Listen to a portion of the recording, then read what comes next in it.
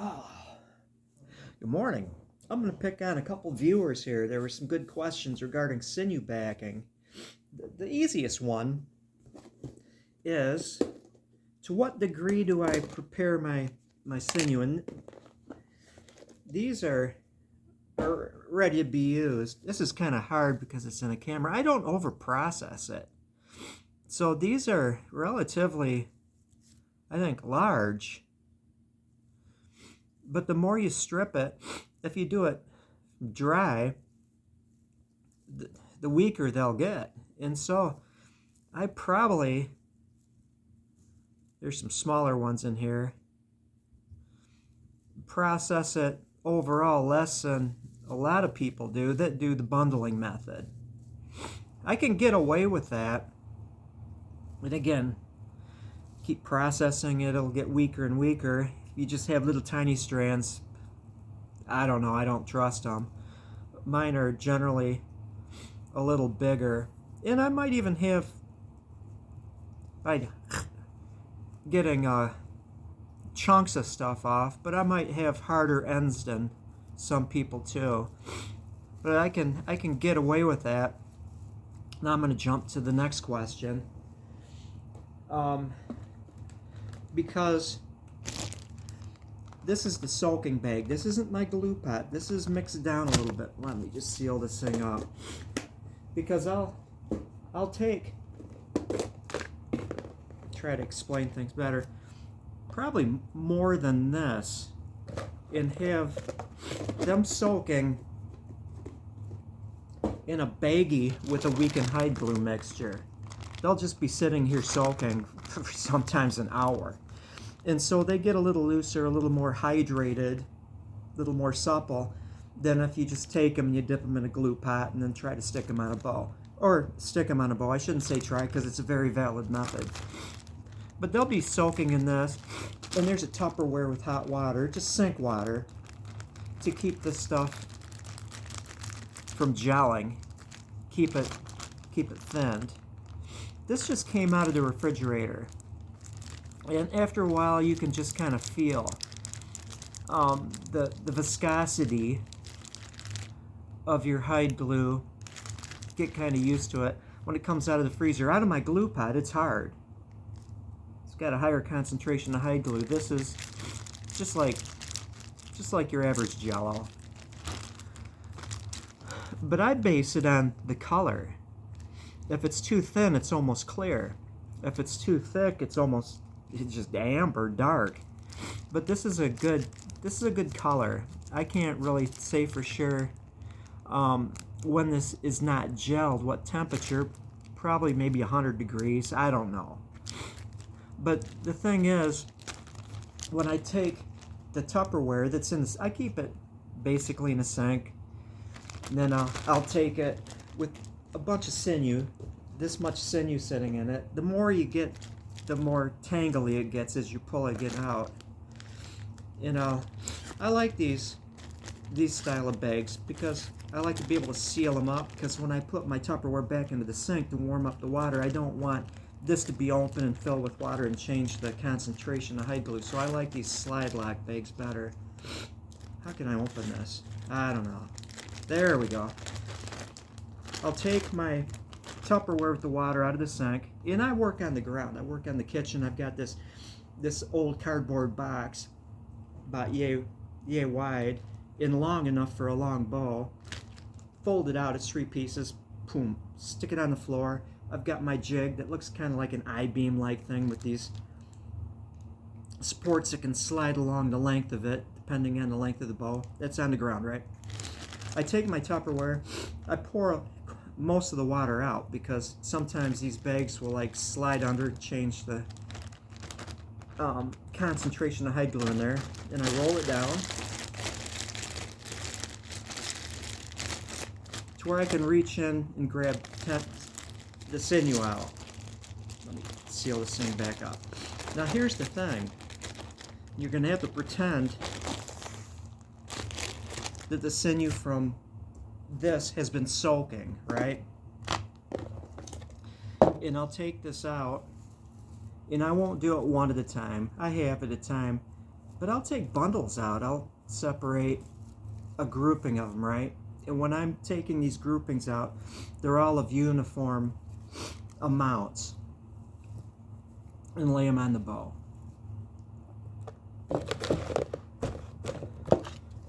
Now to clarify, it's complicated because there's so many ways to sinew back, right? And you almost have to, when you're describing it, this is the way I do it. At the base, these are all dry. I didn't put them under the sink because I want to, it's going to be a while before I'm going to use these again. And I don't necessarily want to just soak them in water. I'm a very conservative person, very careful. And so if these things are soaking in the water for, let's say, 2 weeks, right? Let's say that, like, I don't have time to work on bows, and I prepared these things wet, and I've got extra sinew. I always want to have extra sinew, and they were soaking in water. They'll start to break down. Maybe. Maybe not. But I like to have them dry. The only ones that are going to be wet, and I said in yesterday's video, this is so confusing, but again, there's so many ways to do sinew backing. It's easy to jump from one way to the next, and then it just gets to be a confusing mess, especially when you're tired. I'm always tired. But I didn't soak those under the sink. I just separated them because I want to keep them dry until I use them. Did I answer it? Maybe I should do this video over again. Anyway, I think I confused the one viewer by talking about putting them under the sink and stuff like that. I separated them dry. I'm going to keep them dry until I'm ready to use them. And then, as I'm using them, I keep replenishing this bag. I'll use it till it's completely empty, then add more. Because you can see this is what you're going to start to get. That's not bad. There's not a whole lot of them in there. But they can get tangly, and then it gets kind of unruly. Although you can pull them out there and separate them because they're slippery. Gosh, did I even answer that question? I don't know.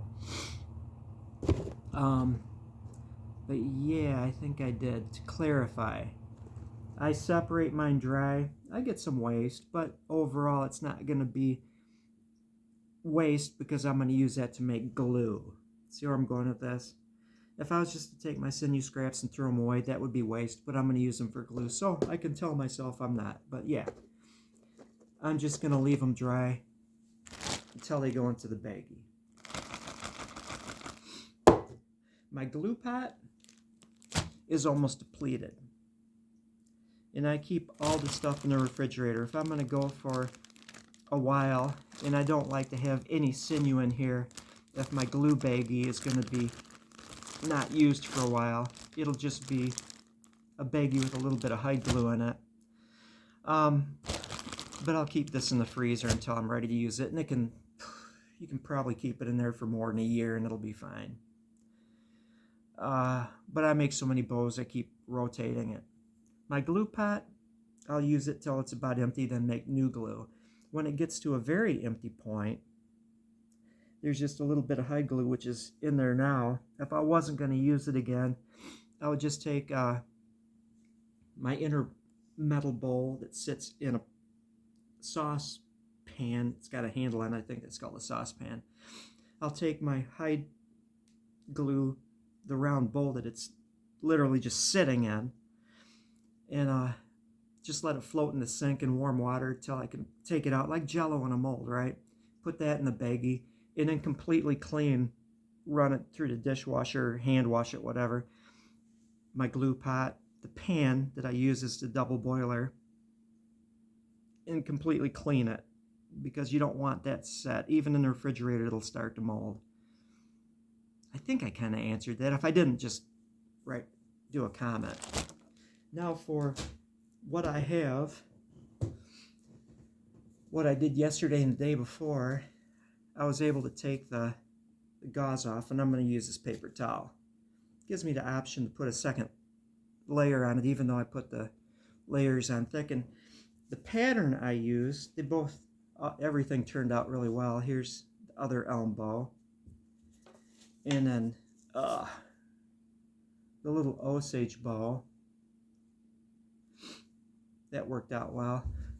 My patterns and sinew backing. I start from the tips and work towards the handle. And I will use a decent bundle. It's not just one along the edge. I will start at the tip,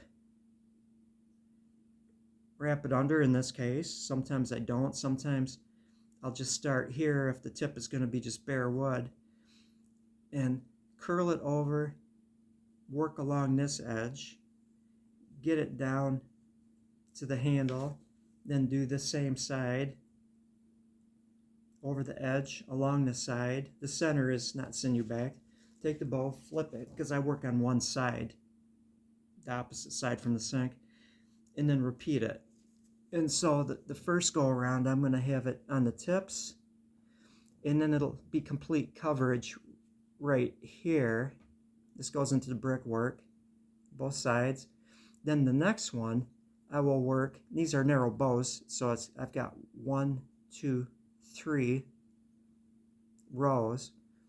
I'll start it down here, and then my way to the handle, and then do this side and work overlap, so I'll naturally have twice as much in the handle section, keep it from pulling out.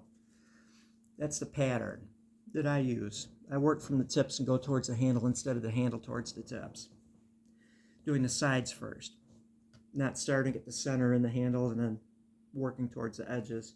I work a little backwards for most people. Next up, tools. Orbital disc sander is really, in a lot of cases, the only power tool that I'll use to make bows. And this style of tool is a workhorse. I had a Milwaukee variable speed. I like variable speed because less vibration sometimes, and sometimes you want a reduced amount of wood removal without changing your disc. Had the Milwaukee, wore it out, used it for years. Had a Ryobi, kind of cheaped out, non-variable speed, and it worked. I mean, all you need is like a motor with sanding disc. They all work. Wore that out, and then I went to Milwaukee, again, variable speed, which I like. After I bought this at Tractor Supply, and this is a $100 unit. You can get them cheaper. You can go to Amazon and get them for $30 and stuff, but you might as well get a good tool if you rely on it.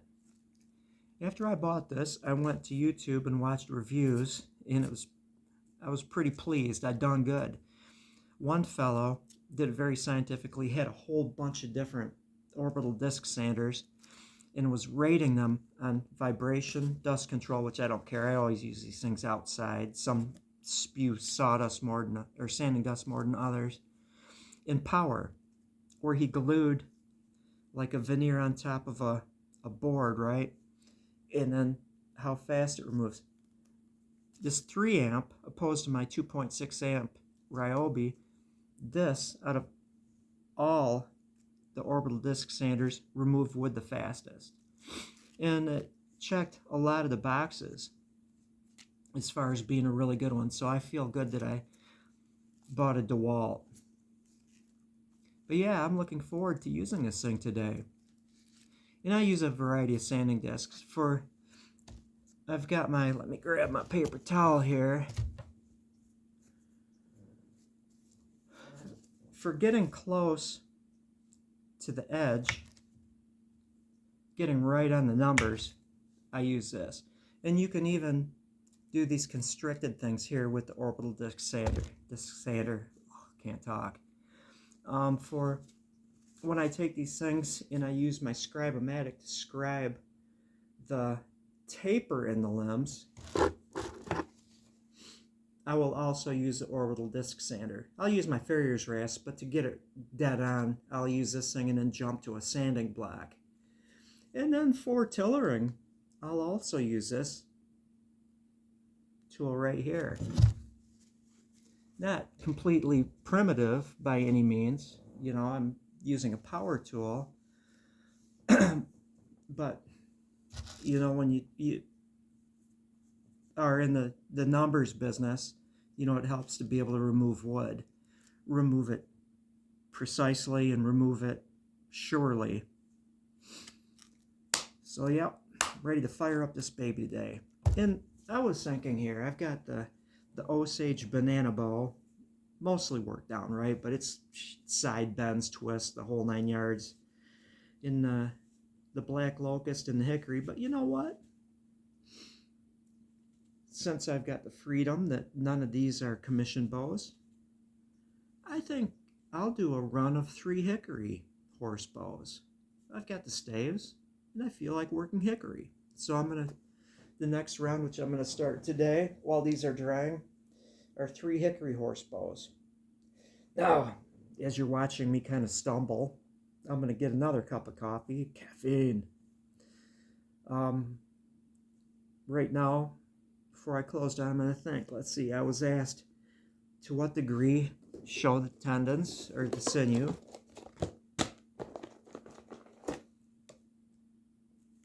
A little less processed than a lot of people use.